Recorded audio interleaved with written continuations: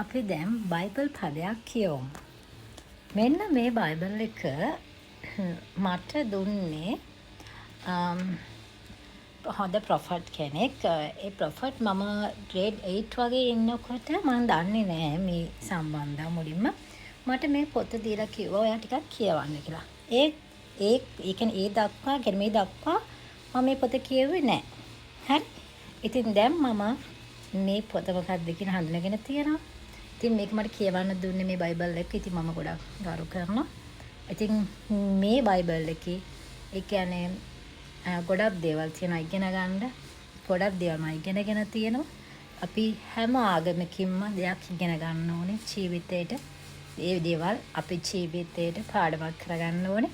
ඉතින් ඒ වගේ අපේ ජීවිතය ඉදිරියට ලස්සනට ගෙනියන්න ඒ බයිබල් පද උපයෝගී කරගන්න ඕනි කියලා මම කියනවා. ඉතින් අපි බලමු අද කියවලා.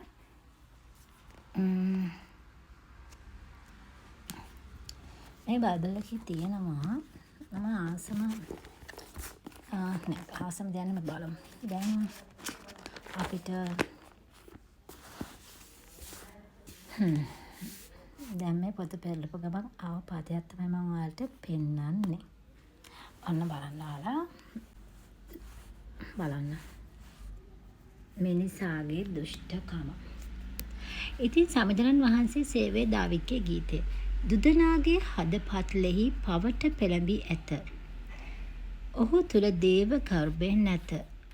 ඔහු තමාම පාරට්ටු කර ගනි. සිය අයුතුකම් හෙළි වුවද වැරදි මගින් ඉවත් නොවේ. ඔහු තුල ඇත්තේ අයුතුකම හා වංචාමය. ඔහු ප්‍රඥාවට පිටුපා සිටි.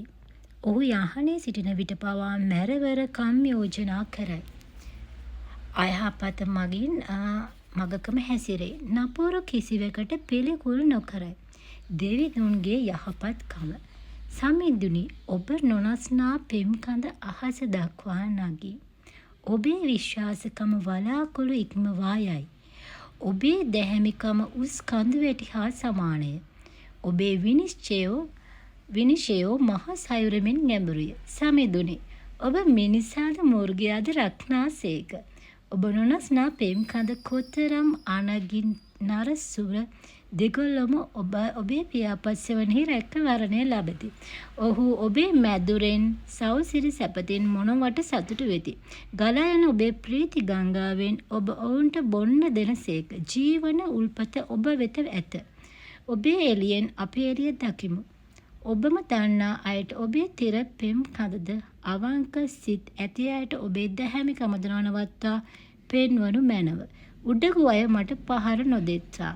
නපුරු අය මා පලවා නොහරිත්වා. දුදනෝ බිමට වැටි පෙරලී සිටිති. ඔවුන් තවත් නැගිටීමක් නැත. ඉතින් මෙන්න මේ ආකාරයට කියනවා තරතුණා කෙනෙකුගේ අවවාදය දාවිද්ගේ ගීතයකි. නපුරු කරන අය ගැන නොකලකිරෙන්න.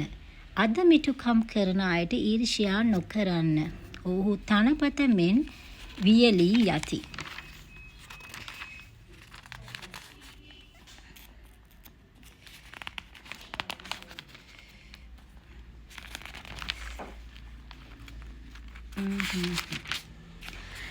නිල් පලාමෙන් මැලවී යති. සමිඳුන් කෙරෙහි විශ්වාසය තබා යහපත කරන්න.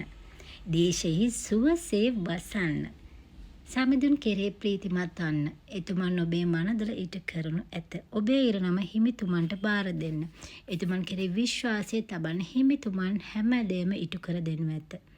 හිමිතුමන් ඔබේ යහපතකම ඉර එළිය මෙන්ද ඔබේ දැහැමිකම මද්දහන මෙන් බබලවන සේක. ඉතින් මෙන්න මේ විදිහට බයිබල් පදයක් තිබුණා. බයිබලේ කියලා තිබුණා. ඉතින් මම ආට ඒ දෙක කිව්වේ ආට දෙයක් ගන්න පුළුවන් නම් එකෙන් ගන්න.